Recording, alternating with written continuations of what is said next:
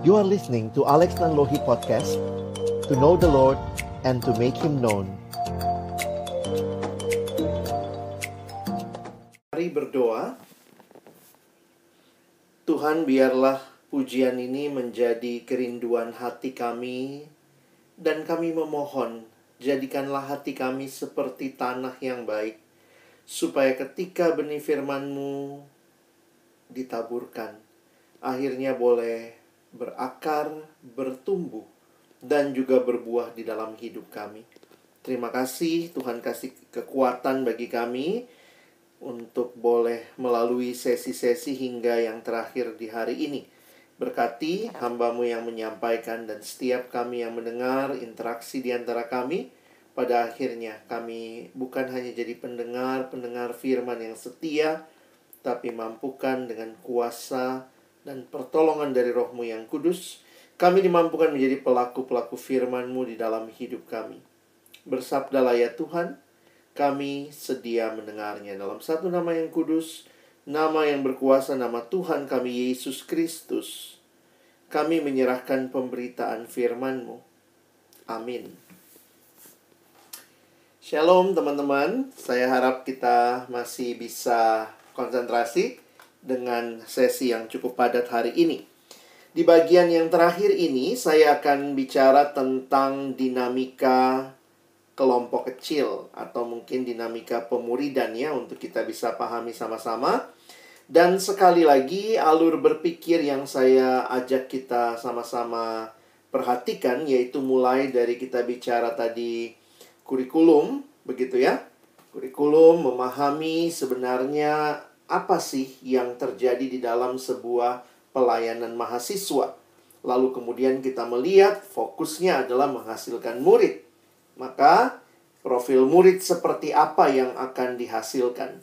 Nah, teman-teman perhatikan, untuk mencapai profil murid ini, kita tidak hanya melalui satu hal, tetapi berbagai hal yang dilakukan oleh persekutuan mahasiswa demi membangun kehidupan seorang murid. Nah, lebih khusus lagi ada yang namanya kelompok kecil. Tentu tadi kita lihat ada pelayanan pribadi, ada pelayanan kelompok besar atau massal, tetapi secara khusus juga ada yang namanya kelompok kecil. Makanya saya menuliskan ya, itu disebut sebagai sebenarnya kelompok kecil pemuridan. Jadi fokusnya sama, menghasilkan murid. Nah, bagaimana supaya kelompok kecil ini mengalami dinamika yang akhirnya menolong dihasilkannya murid? Nah, ini yang perlu sama-sama kita pikirkan, dan saya hanya ingin ingatkan bahwa sesi ini sebagai pengantar. Pengantar untuk teman-teman bergumul lebih jauh, berpikir lebih jauh, mempersiapkan diri lebih jauh demi membangun profil murid itu. Masih ingat murid tadi apa? Orang yang bukan hanya tahu, tetapi juga melakukan. Lalu kemudian dalam hidupnya menjadi orang yang disebut orang bijaksana, karena bukan hanya dengar banyak firman, tetapi sekali lagi melakukan apa yang dia ketahui. Nah, teman-teman, ini jadi menarik ya. Bagaimana dinamikanya supaya di dalam kelompok kecil itu terjadi yang namanya belajar bersama, ada kebenaran yang dipahami, tetapi kemudian dilakukan juga. Karena itulah murid ya. Kalau cuma tahu banyak, namanya Farisi. Kalau dia tidak melakukan, dia bukan murid. Jadi, nah teman-teman, sebenarnya itu ya, pola ini gimana supaya melakukan. Jadi kalau kita pelajari dari Tuhan Yesus sendiri, menarik sekali Tuhan Yesus mempersiapkan murid. Kalau seandainya pemuridan itu adalah sekedar transfer knowledge, Yesus nggak perlu datang jadi manusia. Ya, setelah mungkin dia menyelamatkan kita, kirim aja makalah. Silahkan dibaca ya. Makanya ketika kita bicara tentang bahan KTB, bahan kelompok kecil, itu penting. Tetapi itu tidak bisa menggantikan hidup yang dibagikan. Hidup menghasilkan hidup. Jadi teman-teman bisa memahami, Karena itu kita bicara dinamika. Dinamika ini adalah bagaimana interaksi di antara orang-orang yang hidup ini dalam sebuah kelompok supaya akhirnya bukan hanya belajar banyak, tahu banyak, bahkan mungkin sudah mengajarkan banyak, tetapi melakukan yang diketahui. Nah, jadi dinamika seperti apa yang terjadi di dalam kelompok kecil? Nah, belum lagi sekarang kita bicara masa online.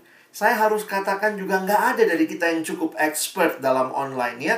Kita semua baru kok. Jadi jangan takut mencoba. Mari kita share beberapa hal yang mungkin, wow, saya pernah lakukan ini. Terus kemudian evaluasinya seperti apa. Cari tahu, lalu kasih tahu temen, wah kayaknya bisa lakukan ini. Nah, jadi akhirnya kita pun juga bertumbuh. Tetap bertumbuh dalam situasi ini. Nah, seandainya murid-murid Yesus hidup sekarang, mereka juga pasti pakai Zoom kali ya. Nah, ini gimana tuh kalau Zoom antara para rasul ya? Nah, itu cukup kreatif juga ini yang bikin kartunnya ya. Kalau Petrus kan cepet ngomong gitu ya. How on earth is he in the meeting? Ya, kok bisa Tuhan Yesus ada di meeting ini? Nah, Thomas, unless he turns on his camera, I will not believe it. Ayo, nyalain kamera. Itu selalu dikasih tahu, tapi banyak yang mungkin merasa susah, sinyalnya nanti kuotanya habis gitu ya. Nah, teman-teman, itu dinamika. Apa yang terjadi? Interaksinya seperti apa? Jadi sebenarnya sebuah kelompok kecil itu dikatakan baik dalam pelaksanaannya, dalam berjalannya kelompok kecil itu ada 3 faktor yang mempengaruhi, ya. Pertama, kelompok kecil yang baik itu harus juga dilihat apakah punya pemimpin yang baik. Nah, jadi punya pemimpin yang baik. Yang kedua, ya punya anggota yang baik juga. Jadi jangan cuma pemimpinnya baik, anggotanya enggak. Nah, itu juga akhirnya jadi kita mengevaluasinya biasanya, wah kurang baik. Atau anggotanya baik, pemimpinnya nggak baik, dikejar-kejar, pemimpinnya yang ditanya sama adiknya, kapan kita KTB lagi, kapan kelompok kecil lagi gitu ya. Nah, tetapi kalau pemimpin baik, AKK baik, maka perlu yang namanya sebuah proses berkelompok kecil yang baik. Karena pemimpin yang baik dan anggota yang baik, tanpa proses yang baik juga nggak baik. Ya. Nah, dalam proses itu melibatkan 2 hal. Dalam proses itu ada materi, ada bahan. Dan dalam proses itu yang kedua, ada yang namanya, nah ini kita pakai istilah ini ya, dinamika. Jadi kalaupun prosesnya, bahannya bagus nih, tapi ternyata dinamikanya itu kurang membawa orangnya memahami dan melakukan. Nah, saya pikir itu juga yang perlu kita sama-sama evaluasi. Jadi teman-teman, waktu bicara dinamika, kerinduan kita adalah memastikan supaya terjadi interaksi yang menolong orang makin bertumbuh jadi murid.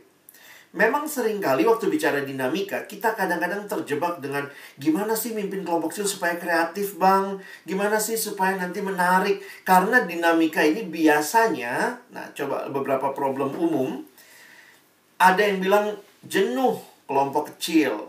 Kalian juga yang mungkin ngalamin ya. Ada yang bilang, waduh, onsite jenuh banget. Ternyata online lebih jenuh lagi mungkin gitu ya. Atau isinya kok PA terus, sharing terus. Nah, yang kedua, problem yang umum, jenuh karena pasif. Nah, karena pasif, nah ini saya harus kasih tips buat kita ya. Seringkali sebagai pemimpin, apalagi pemimpin baru, itu takut banget sama keheningan. Jadi begitu ditanya, coba deh, kamu nomor 2 ya, misalnya kita lagi bahas bahan apa, coba deh kamu nomor 2, terus dia baca. Habis dia baca begitu, terus kemudian ada pertanyaan misalnya di situ. Apa sih yang Yesus lakukan kepada murid-muridnya? Nah, terus anak itu lama jawabnya. Nah, begitu lama jawabnya, pemimpin biasanya, khususnya pemimpin baru tuh langsung biasanya, aduh dia nggak ngerti nih. Nah, tiba-tiba pemimpinnya mulai, jadi ayat ini ya, sebenarnya menjelaskan, lalu panjang dia jelaskan. Jadinya dia khotbah.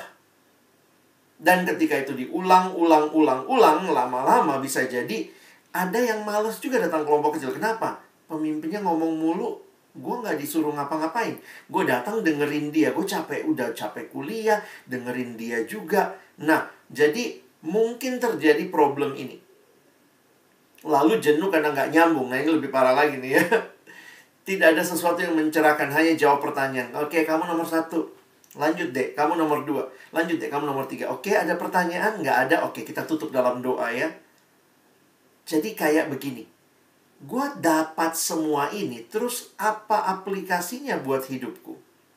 Nah, jadi karena alasan-alasan inilah, maka biasanya dibangunlah atau kita bicarakan lah, kita upayakan yang namanya dinamika kakak. Cuma saya mau ingatkan begini teman-teman ya, dinamika kelompok kecil ini lebih dari sekadar aktivitas untuk menghindari kejenuhan.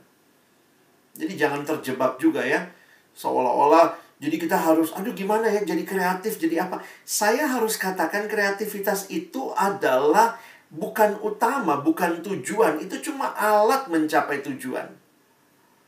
Jadi teman-teman jangan kegilaan kreativitas juga, jangan kegilaan harus ada. Nah ini ya, kadang-kadang kita merasa ya, harus ada games, harus ada ice breaking. Nanti kalau kelompok kecil harus bisa menarik. Tapi kemudian kita jadi terjebak sama hal-hal yang menariknya itu.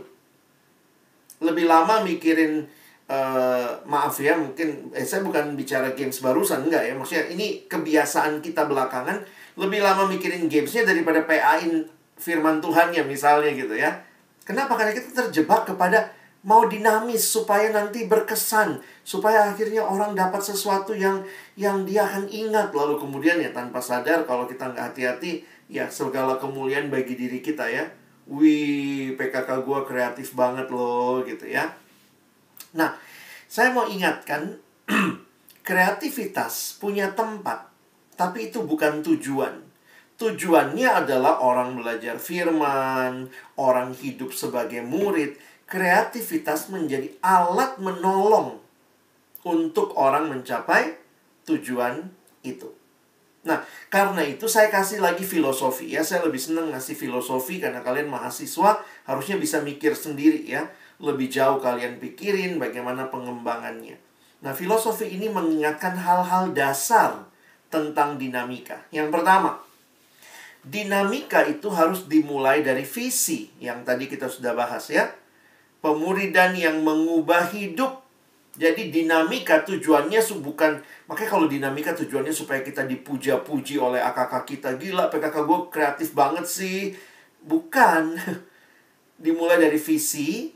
Untuk apa? Menghasilkan murid. Makanya kan tadi ingat, ajar untuk melakukan. Menghidupi kebenaran firman Tuhan. Bukan hanya tahu, tapi menghidupi.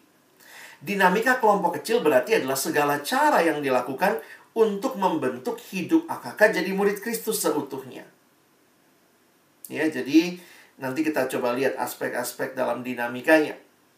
Nah, karena kalau perhatikan di dalam Alkitab, salah satunya di dalam 2 Timotius pasal 3, ada bagan seperti ini ya. Karena pemuridan itu suatu transformasi hidup dari cinta diri, cinta uang, cinta hawa nafsu. Gimana menjadi cinta Tuhan? Dinamika apa yang teman-teman mau bangun? Misalnya kita sama-sama berpikir tuh gimana caranya supaya akhirnya orang itu bisa benar-benar punya pengalaman, bukan pengetahuan semata ya. Pengalaman mencintai Tuhan. Lalu bayangkan, secara karakter itu orientasi hidup tadi ya. Karakter dari percabulan, hawa nafsu, penyembahan berhala, ini semua yang ditulis di dalam Galatia 5. Bagaimana menjadi orang yang punya buah roh. Kasih, sukacita, damai sejahtera, dan seterusnya. Jadi, ini butuh upaya yang disengajakan untuk membangun hidup orang di dalam transformasi ini. Nah, tapi ingat, tujuannya tetap ini ya. Profilnya ini yang mau dicapai ya. Saya ingat juga beberapa kali dulu gimana caranya ya. Adik-adik saya susah hafal ayat. Saya ingatkan salah satu bagian yang kita biasakan harus hafal ayat. Jadi kadang-kadang saya tanda kutip itu kreativitas zaman dulu kali ya. Mungkin kalau kalian bilang ya ampun abang itu cupu banget gitu ya. Jadi ayatnya itu saya print, zaman itu cari printer gitu ya, pergi ke warnet, lalu saya gunting-gunting. Terus saya bilang gini, coba silakan, daripada saya suruh hafal ayat, kadang-kadang kan malu ya yang nggak hafal ya. Coba jangan ini deh, kalian saya gunting-gunting ayatnya kata per kata, terus saya bilang coba kamu susun di mana. Karena kan ada yang kebolak-balik dan segala macam. Tapi itu upaya yang saya lakukan, dinamika yang saya lakukan demi anak itu menghafal ayat. Jadi tujuan akhirnya hafal ayat. Tujuan akhirnya bukan cuman gile ya PKK gua bawa gunting, bawa apa. Kalau cuman itu tujuannya ini sedih banget gitu ya. Bukan itu tujuannya. Nah, jadi kita harus tahu tujuan sehingga kita berpikir mencapai tujuan itu. Ya. Tapi ingat, dinamika harus punya tujuan. Yang kedua, ini juga melihat kepada proses belajar. Efektivitas dalam proses belajar. Kenapa? Karena begini teman-teman, ini masalah teori pendidikan gitu ya. Tapi saya lihat ternyata Yesus sangat peka akan hal ini. Ada peribahasa China bilangnya begini ya. Aku mendengar dan aku lupa. Aku melihat dan aku ingat. Aku melakukan dan aku mengerti. Kenapa Tuhan Yesus banyak melibatkan muridnya? Karena saya pikir dia sendiri memahami bahwa kehadirannya di dalam dunia tidak selamanya. Ketika dia datang sebagai manusia 2000 tahun yang lalu, kan Yesus akan kembali ke surga. Maka yang bagi saya menarik, ketika dia telah melibatkan murid-muridnya, waktu Tuhan kembali ke surga, murid-muridnya udah tahu mesti ngapain. Kira-kira begitu ya. Walaupun mungkin awalnya mereka masih bingung, tetapi semua yang dia pernah minta, itu telah dia teladankan. Kira-kira begitu ya. Jadi bayangkan kalimat Yesus tadi, pergi, jadikanlah semua bangsa muridku, baptislah mereka dalam nama Bapa, Anak, dan Roh Kudus, dan ajarlah mereka. Ingat tujuannya, ajarlah mereka melakukan. Wow, Tuhan belajar teori pendidikan gitu ya. Makanya ada yang menulis, Howard Hendricks, dia mengatakan, aku melakukan dan aku berubah. Nah, menurut psikologi kita punya potensi untuk mengingat apa yang kita dengar 10%, apa yang kita lihat itu lebih besar lagi. Makanya ada piramida belajar ya. Nah, kalau kita lakukan itu sampai 90% teman-teman. Dalam penelitian setelah 24 jam belajar, maka piramida belajarnya kayak begini nih. Kalau dia sampai melakukan, bahkan sampai mengajarkan, itu yang paling tinggi tuh, 90%. Tapi kalau dengar ceramah kayak begini gitu ya, ya udah mungkin tanda kutip 5%. Nah, kamu mesti nyoba gitu. Kamu mesti lakukan gitu. Kamu mesti keluar dari zona nyamanmu. Membaca cuma 10%. Audiovisual, nonton YouTube. Gimana caranya? Beberapa orang misalnya, gimana sih caranya bikin reel? Misalnya di Instagram baru, lihat tuh audiovisual. Tapi ya kalau kamu nggak nyoba, cuman lihat tutorial, itu bukan berarti bisa ya. Kadang-kadang ini generasi yang begitu. Nonton tutorial rasanya sudah bisa. Udah punya e-booknya, rasanya sudah tahu. Itu lucu juga ya. Dan saya juga kadang-kadang walaupun saya dari generasi sebelumnya, tapi saya juga suka berasa begitu. Kalau saya punya informasinya, somehow saya rasa, karena ini kan FOMO ya, fear of missing out. When I have it, waktu saya sudah download videonya, saya sudah like, saya sudah apa, kadang-kadang saya pikir saya sudah tahu. Padahal enggak, teman-teman ya. Makanya pemuridan itu bukan cuma, sekali lagi, bukan cuma belajar bahan. Kalian harus menciptakan dinamika di mana bahan itu tetap ada, tapi akan menjadi begitu menariknya supaya membawa orang bergerak dari, misalnya, coba lakukan, coba praktekkan, gitu ya. Nah, jadi ini semua ada range-nya. Kelompok diskusi itu katanya 50%. Nah, jadi teman-teman, membangun dinamika kelompok kecil itu adalah mengerti juga bahwa sama seperti Kristus tujuannya melakukan. Nah, memang di situ jadi mikir dalam ya, gimana caranya? nolong adik-adik saya supaya belajar PI dan melakukan PI. Bukan cuma setelah bab 6 memberitakan kabar baik. Terus, nah ini nanti abang cerita lah beberapa pengalaman gitu ya. Nah, nextnya yang ketiga, ini filosofinya lagi. Kelompok kecil sebagai model hidup Kristen yang utuh. Nah, biasanya komponen daripada dinamika yang kita bahas itu berkaitan dengan sebuah pertemuan yang di dalamnya ada pengajaran. Kita belajar firman. Ini diambil dari Kisah Rasul 2. Ya, ayat 41 sampai 47. Jemaat mula-mula walaupun mereka berkumpul bersama di bait Allah. Ingat, mereka 3.000-an. Kumpul di bait Allah, oke lah, bait Allah cukup besar pelatarannya. Tetapi waktu dikatakan mereka berkumpul di rumah masing-masing. Rumah siapa yang muat 3.000 orang? Itu rumah atau lapangan bola? Berarti Kisah Rasul pasal 2 terjadi di dalam kelompok-kelompok yang lebih kecil. Karena itu, apa yang dikatakan? Dituliskan di dalam Kisah Rasul 2, mereka bertekun dalam pengajaran rasul-rasul. Lalu mereka berdoa. Jadi pengajaran itu, biar gampang lihat panah. Panah dari atas ke bawah itu pengajaran. Tuhan ngajar ke kita. Lalu terjadi mereka berdoa, mereka baca Alkitab, mereka perjamuan kudus. Itu panahnya dari kita ke Allah. Jadi itu penyembahan. Pengajaran Allah ke kita, itu ada di Kisah Rasul 2. Penyembahan, mereka hidup dalam doa, mereka melakukan perjamuan kudus. Apa sih yang diingat kalau perjamuan kudus? Mengingat Allah. Jadi mereka menyembah Allah. Tapi bukan hanya itu. Mereka juga terkenal karena persekutuan. Ini panah ke dalam. Saling bersekutu. Dan ternyata di ayat 47-nya dituliskan bahwa mereka jadi berkat bagi orang banyak, bagi orang-orang lain. Berarti ada pengutusan keluar.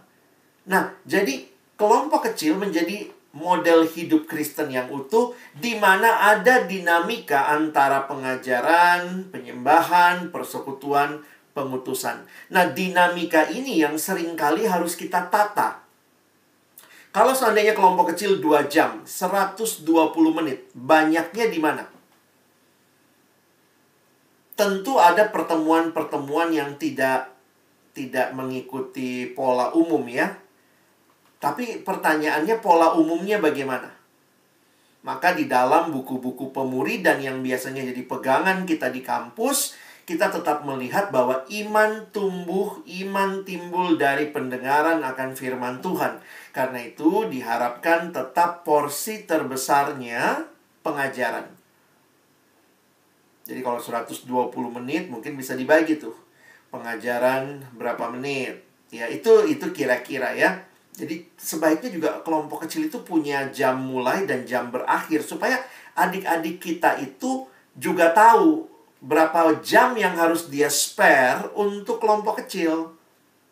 Kadang-kadang kalau kita merasa pokoknya kita sampai apalah ya, sampai kita semua menikmati gitu ya. Kelompok kecil 14 jam begitu. Waduh, udah itu sampai loja itu ya. Sampai kebanyakan panjang. Nah, bukan demikian, harus ada jelasnya. Harus ada planning pertemuan. Nah, karena waktu terbatas, ada beberapa komponen. Nah, kita pikirin tuh dinamikanya. Biasanya ada pengajaran. Tentu kita PA, kita belajar Alkitab. Tapi ada lagu, kayak hari ini kita nyanyi dulu kan. Nyanyi segala macam, berdoa. Nah, itu aspek penyembahan. Persekutuan, kita bisa buat ice breaking. Kita bisa share hati ke hati. Kita bisa tanya apa yang mau didoakan. Nah, itu aspek-aspek persekutuan. Ayo kita ciptakan dinamikanya. Lalu kemudian pelayanan. Nah, bagaimana pelayanan ini dalam arti pengutusan tadi ya, maaf ya, ini pengutusan sebenarnya. Nah, pengutusan itu bagaimana? Kita nggak fokus sama kelompok kita aja. Tapi juga dengan kelompok yang di luar kita. Misalnya, mendoakan kelompok lain. Nah, bisa begitu kan? Mendoakan di luar aktivitas kelompok, mendoakan program pengurus di kampus kita misalnya. Jadi, ketika kita menikmati sebuah kelompok kecil, dengan waktu yang terbatas, tetapi ada aspek-aspek yang diatur dan diharapkan secara dinamis akan membangun kehidupan setiap anggotanya. Nanti saya kasih materinya. Ini semua sebenarnya materi seminar yang panjang. Kalian bisa lihat gitu ya. Filosofi pengajaran kayak apa. Lalu apa aja sih yang diajarkan?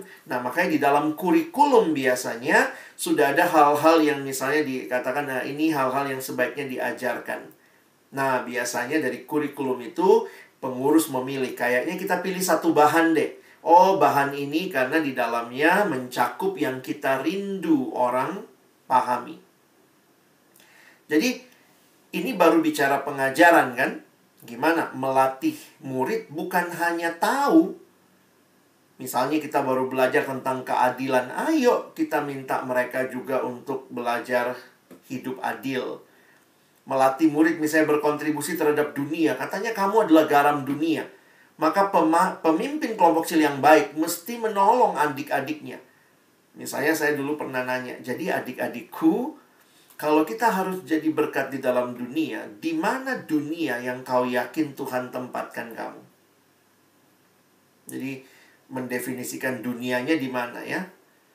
Sekarang kalau orang bilang, oh saya juga ditempatkan Tuhan di dunia maya. Nah, dunia maya juga jadi dunia yang harus kamu bangun kerajaan Allah. Maka mungkin konten-konten, postinganmu, ayo membangun. Kita lagi 17-an nih, sebentar lagi. Gimana berkontribusi? Kita ada di bangsa ini dunia kita. Melihat banyak berita hoax, apa yang bisa kamu kontribusikan? Besok Mas Oka akan bicara lebih jauh lagi. Kenapa? Yang kita harapkan creating impact itu sesuatu yang berfilosofi dari apa yang kita tahu, kita lakukan. Kamu adalah garam dunia, tahu kan? Tahu. Sekarang lakukan, gimana jadi garam? Nah, kelompok kecil harusnya bisa melatih kita untuk menjadi tempat di mana kita sama-sama bersekutu dan akhirnya bisa jadi berkat.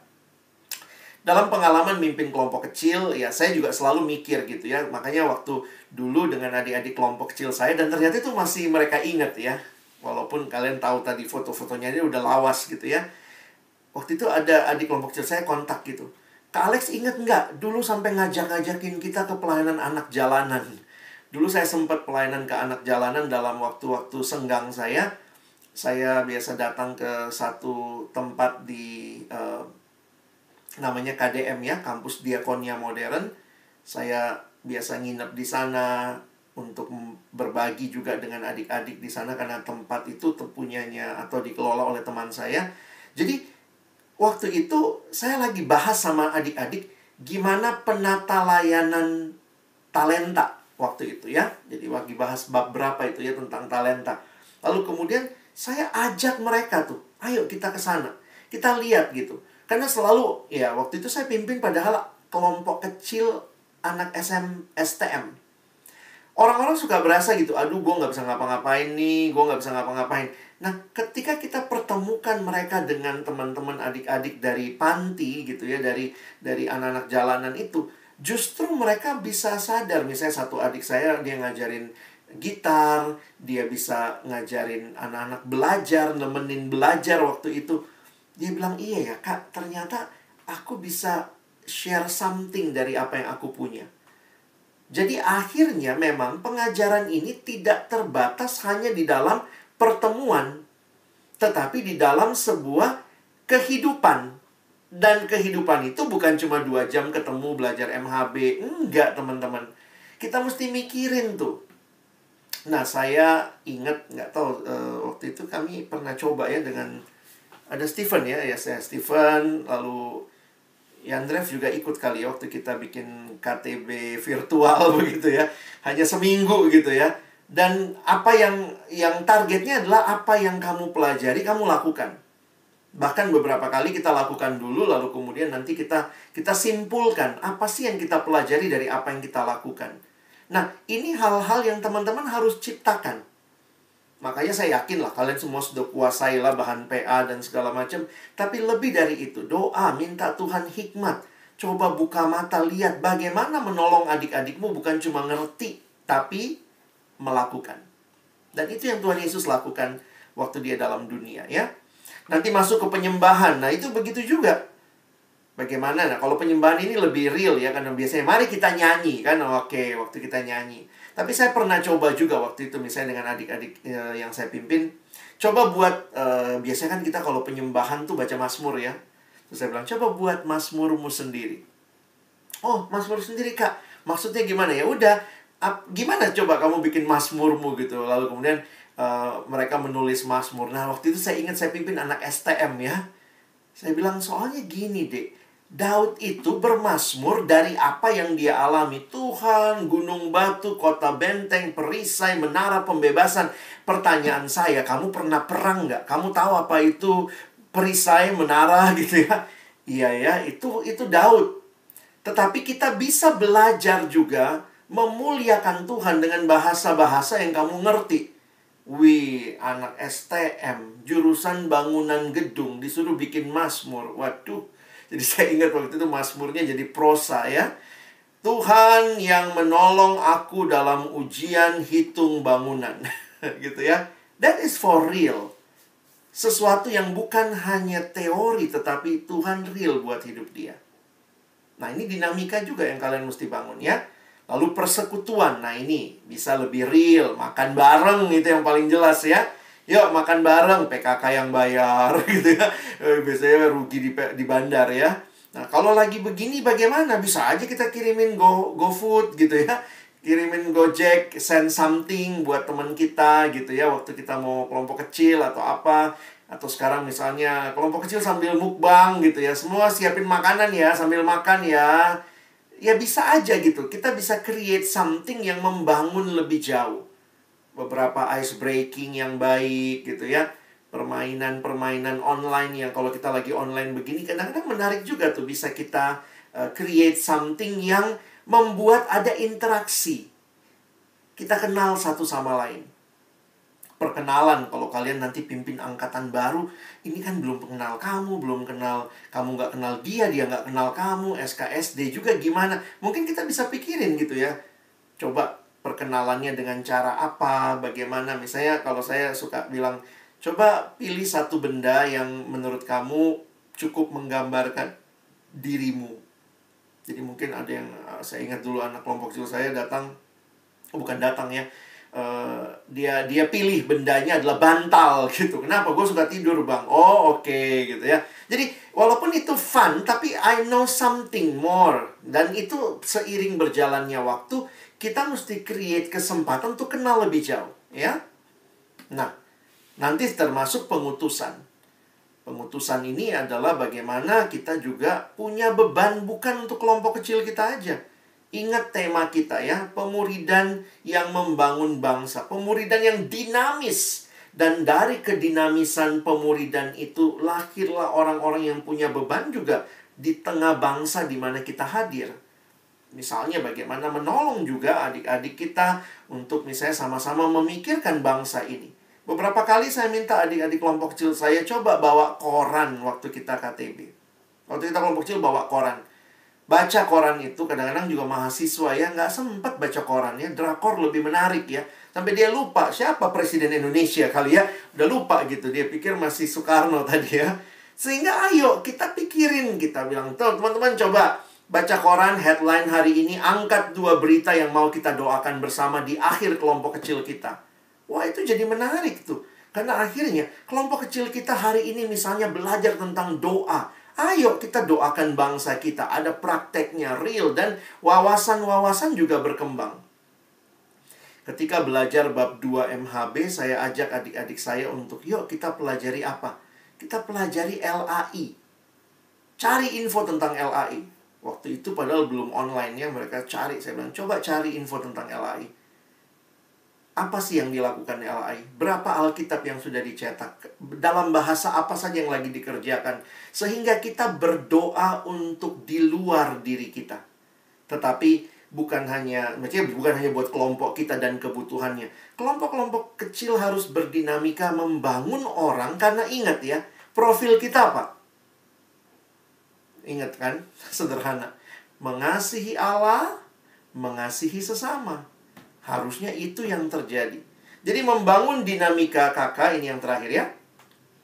Membangun dinamika kakak juga membangun hidup yang utuh, pertumbuhan yang utuh. Makanya memang saya sangat bersyukur ada pertemuan ya. Pertemuan itu sangat menolong. Tetapi banyak kali pertemuan formal itu gampang pencitraan deh gitu ya. Kita butuh interaksi lebih dalam, sehingga doakan kamu punya kesempatan di luar pertemuan formal untuk kenal orang-orang yang kamu bimbing lebih jauh. Jadi pemuridan yang utuh itu terjadi, ya. Nah, saya kasih contoh misalnya ya, ini kayak mulai dari pemahaman firman, karakter, sampai skill. Ini kan semua harus dibangun ya. Nah, bisa tuh kita melakukannya misalnya kayak contoh ini ya. Ini contoh aja. Kita pengajaran. Jadi dia tahu pentingnya saat teduh. Pelatihan supaya bisa ya, dia mesti dilatih gimana bisa saat teduh. Lalu kemudian sambil dia lakukan untuk membangun karakternya, kita mentoring.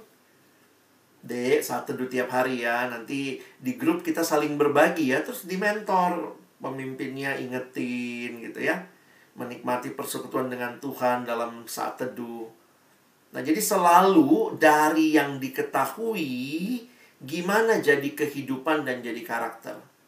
Nah, ini yang membuat kita lihat pemuridan ini atau dinamika ini adalah upaya untuk membangun murid yang utuh. Kalau enggak, sekali lagi ya, hanya tahu banyak firman. Nah, ini jadi contoh dari saat teduh. Bible reading sebelahnya. Gimana? Dari tahu menjadi bisa jadi terbiasa. Mulai punya wawasan. Contohnya PA. Nanti contohnya PI. Kita pikirin tuh gimana melatih. Nah, abang cerita sedikit ya. Jadi waktu itu saya kan mimpin anak-anak SMA. Nih, kakak-kakak kelasnya Stephen tadi. Lalu sampailah. Jadi saya tuh banyak kali memang bergumul ya. Gimana nolong mereka untuk bisa melakukan. Apalagi anak SMA tuh kan susah waktunya ya. Jadi waktu itu saya dari Kelapa Gading datang ke Depok tuh bisa 2 jam naik bus tiap minggu gitu ya. Untuk membina mereka. Dan kadang-kadang kalau datang begitu ya, namanya anak SMA, Kak mau ada bimbel jam segini. Aduh, gue datang udah jauh-jauh gitu ya. Tapi saya menikmati tuh gimana caranya Tuhan juga menolong saya dan mereka. Jadi akhirnya kita misalnya menyepakati. Waktu itu saya ingat gimana ngajakin anak ini PI ya. Wah, anak SMA, yuk kita ke mall. Saya ingat tuh kita ke mall Depok ya. Kita yuk ke mall Depok. Ya udah. Terus kita kumpul di, saya lupa KFC atau McD lah, kami kumpul di situ. Terus kemudian memang saya udah minta nih, yuk kalian kumpul duit. Mereka kumpul duit, 1 orang 2.000-an gitu ya. Lalu kami beli pembatas Alkitab. Nah, di mall itu pembatas Alkitab, saya bilang gini nih, kita kan lagi diajarin PI, cuman kan nggak mudah ber-PI. Mungkin saya nggak nuntut kalian PI sekarang, tapi mau nggak belajar membuka percakapan dengan orang asing? Di mana tempat cobanya? Di mall. Jadi ayo mulai bercakap-cakap dengan orang yang belum kamu kenal. Saya bilang kita bikin aja survei. Survei apaan Kak? Gampang, 3 pertanyaan. Pertanyaan pertama, kamu cari, jadi saya minta mereka cari orang yang lewat di mall gitu ya. Dan saya bilang, karena kamu anak SMA, cari juga yang SMA. Karena mereka waktu itu masih pakai seragam SMA ya, pulang sekolah. Diajak ke mall, ternyata saya ajakin untuk belajar berani ngomong sama orang asing. Lalu itu mereka bilang, jadi gimana nih Kak? Saya bilang, coba tanya 3 pertanyaan. Seminggu berapa kali ke mall? Jadi kita kayak tim survei. Seminggu berapa kali ke mall? Yang kedua, biasanya ke mall sama siapa? Yang ketiga, ngapain di mall? Jadi 3 pertanyaan. Terus kemudian saya bagi-bagi mereka ya. Dan ini bukan PI ya, baru mulai belajar ngomong sama orang lain gitu. Dan akhirnya itu jadi pengalaman. Saya utus mereka berdua-dua, ketepatan saya punya 6 adik kelompok itu. Utus berdua-berdua, diundi gitu ya. Lalu kemudian coba. Nah, saya bilang siapa yang menjawab 3 pertanyaan kalian, mau disurvei itu, kalian kasih pembatas Alkitab. Bilang aja, ini kami lagi survei, ini hadiahnya ya. Gitu aja deh gitu ya. Dan akhirnya mereka coba tuh. Dan ternyata itu pengalaman tak terlupakan. Kalau kami kumpul-kumpul, mereka selalu ingetin, kita ditraktir, habis itu disuruh PI katanya ya. Maksudnya padahal saya bilang itu belum PI loh. Maksudnya baru kamu membuka percakapan. Karena apa? Ber-PI itu kan juga kita rindu dia bisa kenal orang lain. Jadi teman-teman, ada berbagai cara. Saya nggak tahu nih, generasi kita beda gitu ya. Di tengah-tengah kalian tantangannya mungkin online, apa yang bisa kalian lakukan? Saya kemarin lihat ada satu aplikasi, teman-teman pernah buka kali ya, My Story ya. Judulnya My Story atau Story, saya lupa. Nah, The Story begitu, itu ternyata kita bisa kirim video-video melalui medsos kita. Nanti ternyata kalau ada orang yang nonton, lalu kemudian kita dikirimin reportnya, kita bisa lanjut konseling dengan orang itu. Saya waktu lihat itu, wow, ini generasi yang juga begitu banyak cara. Kalian bisa kirim video-video singkat, yes, he is. Kalian bisa kirim misalnya ke orang tertentu.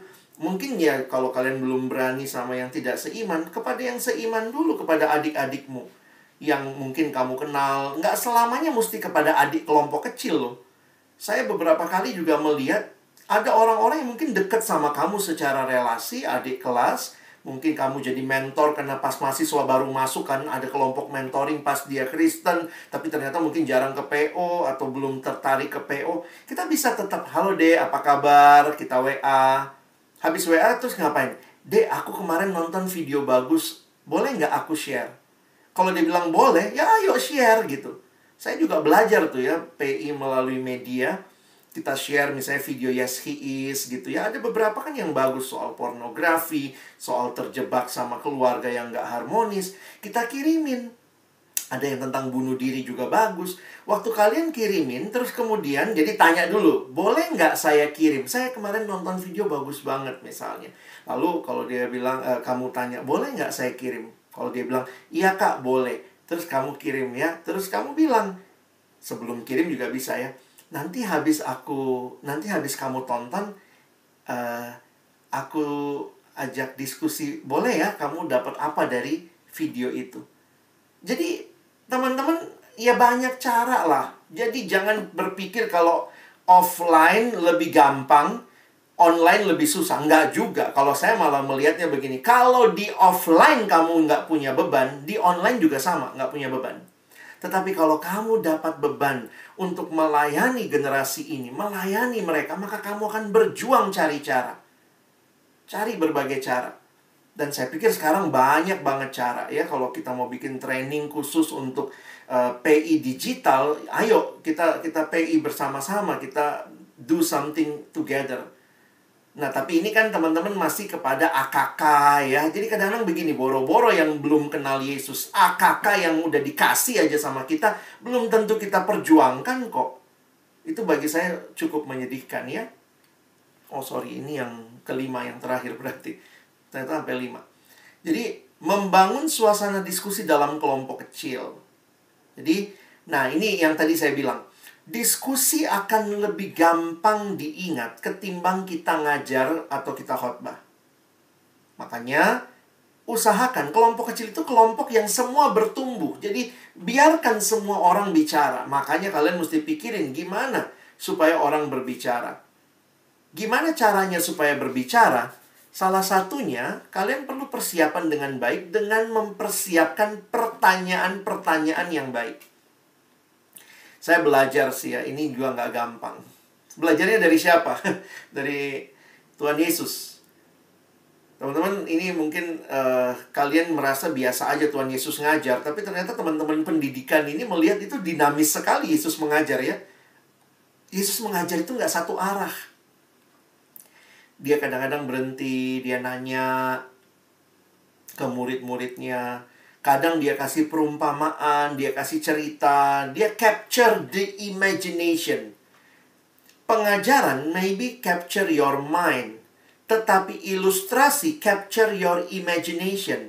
And somehow imajinasi itu lebih gampang diingat. Jadi kita kan ingat ya, wow, burung pipit. Itu ilustrasi-ilustrasi Yesus ya. Nah, coba lihat. Kalau kalian, nah ini ada trainingnya semua sih. Kalau saya pikir-pikir iya juga ya, perlu diajarin mungkin ya. Buat teman-teman di psikologi, itu ada kuliahnya 1 semester kuliah cara membuat kuesioner. Kenapa? Karena betapa pentingnya pertanyaan. Pola pengajaran Yesus, kasih penjelasan, kadang kasih perumpamaan, kadang mengajukan pertanyaan. Menurut kamu siapakah sesamaku manusia? Wah, itu dia nanya tuh. Tuhan nggak bilang, nih orang Samaria ini nih, ini yang hebat nih. Tapi Yesus nanya, menurut kamu siapakah sesamaku? Yang mana yang menunjukkan sesama itu ya? Nah itu, melibatkan mereka melakukan sesuatu. Pengalaman, kebiasaan, lalu direfleksikan. Makanya setelah diutus berdua-dua, disuruh pulang, lapor ke bos. Lalu pasti ada refleksi. Lalu mereka bilang, kami nggak bisa ngusir yang kayak begini. Nah, baru Yesus bilang, jenis ini tidak bisa diusir selain dengan puasa dan doa misalnya. Nah, mengutus berdua-berdua menarik juga. Saya pakai itu buat adik-adik kelompok kecil saya di mall pula ya. Nah, sedikit tentang pertanyaan. A good question is the key to unlock the heart. Jadi saya sejak mengerti ini, dan saya bersyukur waktu itu mengertinya waktu masih kuliah gitu ya. Jadi saya kalau mimpin kelompok kecil tuh, adik-adik kelompok kecil saya suka gini. Apa sih Bang jawabannya? Ini gimana sih Bang? Saya bilang enggak. Pokoknya saya akan tanya terus sampai mereka ketemu ini. Jadi kalau mereka jawab begini-begini ya. Nah saya mesti create another question. Saya probing sampai akhirnya dia nemuin, bukan saya ngasih tahu saja. Ya, dan ini proses ya. Belajar apa artinya pertanyaan. Jadi jangan pertanyaan tertutup. Siapa yang berjalan di atas air? Yesus. Selesai diskusi. Udah, itu pertanyaan tertutup. Tapi pertanyaan terbuka tuh menimbulkan diskusi. Mengapa kira-kira Yesus jalan di atas air? Atau pertanyaan retoris. Ini Yesus pakai beberapa kali, Paulus pakai di beberapa suratnya. Galatia, Roma. Jika demikian, bolehkah kita bertekun dalam dosa? Nah, ini kan kita bisa melihat hal itu. Saya juga bergumul ya, kayak tadi mikir apa pertanyaannya ya. Gampang aja misalnya pertanyaan, apa pentingnya PMK? Tapi saya harus bertanya supaya membuat kalian mikir. Akhirnya mesti mikirin pertanyaan. Setengah jam sendiri tadi mikirin apa ya? Oh iya ya, negasi aja pakainya. Bagaimana kalau tidak ada PMK di kampus? Supaya teman-teman mulai berpikir juga, iya ya, stimulate your mind. Jangan datang kepada kelompok kecil itu kayak, ini aku bejana kosong kak, isilah aku. Ayo mikir gitu ya. Dengan begitu kamu akan lebih terasa dan lebih menikmati isinya begitu. Nah, saya sampai belilah ya buku-buku pertanyaan. Can you imagine? Dalam pelayanan kaum muda, ada orang yang khusus bikin buku. Si bapak ini ya, Les Christie, dia bikin buku tentang bertanya. Gimana nyuruh orang muda bertanya? Karena dia percayanya begini. Orang muda itu, kadang-kadang kan kalau kita ketemu anak-anak sekarang gitu ya, abis ditanya nggak jawab kak. Maka Les Christie bilangnya nggak mungkin dia nggak punya jawaban. Masalahnya mungkin cara tanyamu nggak tepat. Nah, makanya dia sampai bikin buku. Misalnya, nah tadi saya pakai tuh polanya. Unfinished sentences. Jadi dia kasih contoh tuh. Nah, salah satunya tadi kan, bagaimana seandainya di kampus tidak ada PMK? Makanya kalian yang isi. Kalau saya tanya, apa gunanya PMK? Itu kan jawaban aja. Tapi ketika ada unfinished sentence, itu kecenderungan orang untuk memberi pendapat lebih besar. Nah ini ya, ini perjalanan semua ya. Nulis buku kayak gini lucu juga ya. 400 pertanyaan, ini 500 dynamic discussion starters to get your teenagers talking. Sampai dipikirin dengan dalam.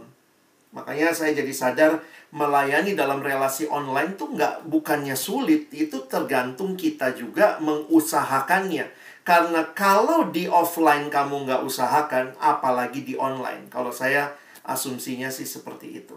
Nah, kiranya pemahaman ini memberikan buat kita sebuah wawasan ya. Bahwa sebagai pemimpin kita butuh secara dinamis mengemas kelompok kecil kita dengan baik. Saya ada materi ini. Kalau kalian lihat, ini kan kayak contoh ya. Misalnya komponen tadi pengajaran, sharing. Nah, misalnya kalau KTB-mu 60 menit, nah apa yang bisa kita lakukan? Nah, memang ini cuman istilahnya kayak batasan waktu yang kita berikan ya. Nah, ini sebenarnya materi yang pernah diberikan oleh Bang Ray dan teman-teman waktu bicara tentang bagaimana memimpin kelompok online. Untuk pertemuan awal, ritme awalnya, ritme normalnya nanti kayak apa, nanti teman-teman bisa lihat ya di materi ini. Ini semua saya nggak jelasin karena saya pikir ini nanti sangat tergantung kalian menciptakan dinamikanya kayak apa. Ya kalian yang akan mengatur berapa menit pertemuannya. Tapi ini beberapa slide terakhir untuk kita ingat. Jangan hanya berpikir teknis dinamikanya. Karena saya sangat meyakini kalimat ini, the gospel travels at the speed of relationship. Teman-teman, di balik dinamika ini, kiranya kita benar-benar punya relasi dengan orang yang kita pimpin. Karena itulah dinamika yang sejati. Hidup menghasilkan hidup. Kadang-kadang kalau kita udah mikir dinamika, mikir apa, jadi ribet juga ya. Sampai ada kalimat begini dari seorang bernama Bob Goff. We tend to make loving people a lot more complicated than Jesus did. Jadi harusnya bisa A langsung ke B, tapi ya kita bikin jadi rumit. Ya bisa jadi juga gara-gara beberapa kali saya juga ngalamin kayak gitu ya. Kita siapin permainan lah hanya untuk menjelaskan bahwa betapa pentingnya mengasihi sesama. Tapi kita jadi ribet gitu ya. Bukan berarti nggak butuh dinamika, tetapi jangan sampai dinamika itu meribetkan hal yang mau disampaikan juga gitu. It's simple ya, mengasihi sesama misalnya.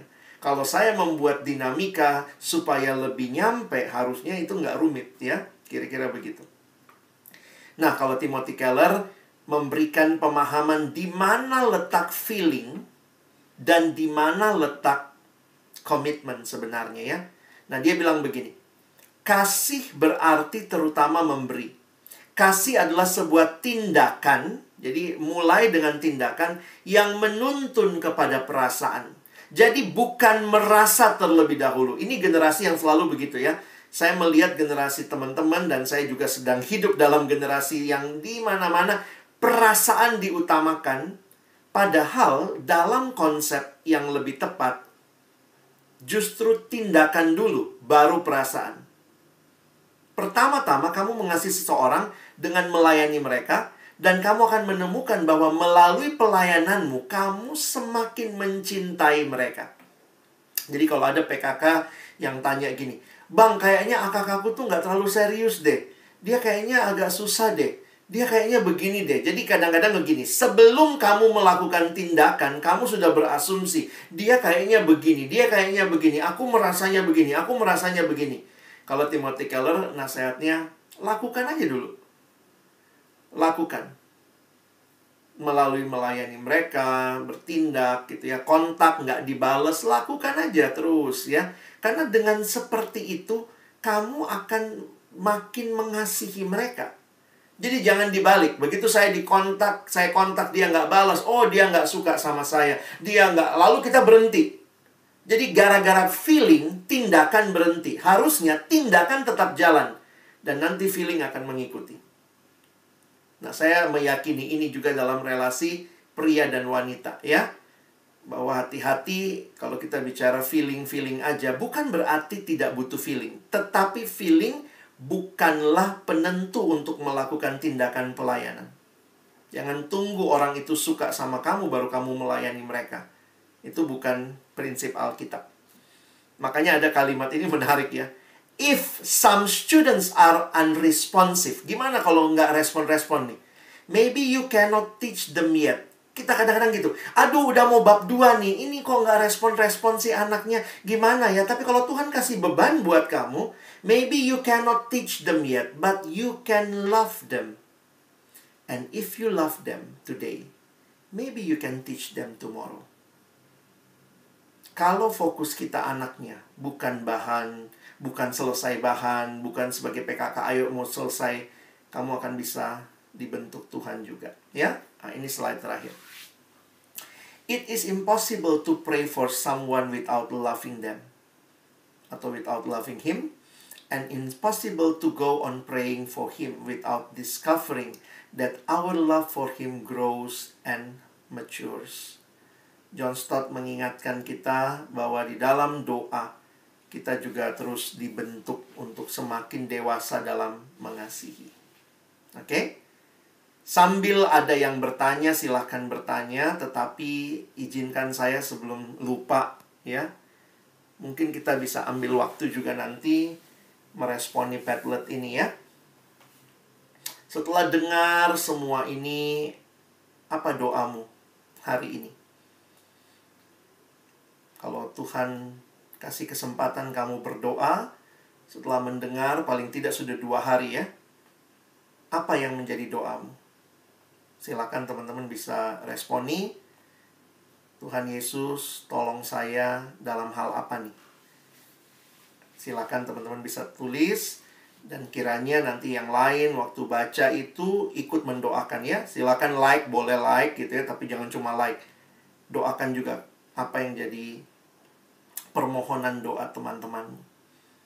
Saya harap teman-teman bisa ambil waktu untuk mengisi ini sebelum nanti juga kita bisa tanya jawab, ya. Oke, saya harap cukup jelas. Saya copy linknya sebentar untuk kalian supaya bisa juga langsung diklik dan langsung merespon.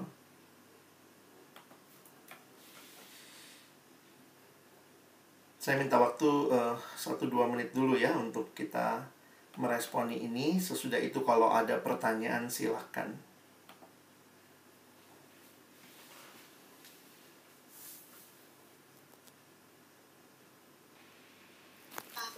Teman-teman, saya sudah lihat Slido, belum ada yang bertanya di Slido. Siapa tahu teman-teman belum sempat tadi buka linknya dan ingin bertanya, dipersilakan ya teman-teman. Boleh lewat kolom chat, boleh dengan buka mic dan bersuara.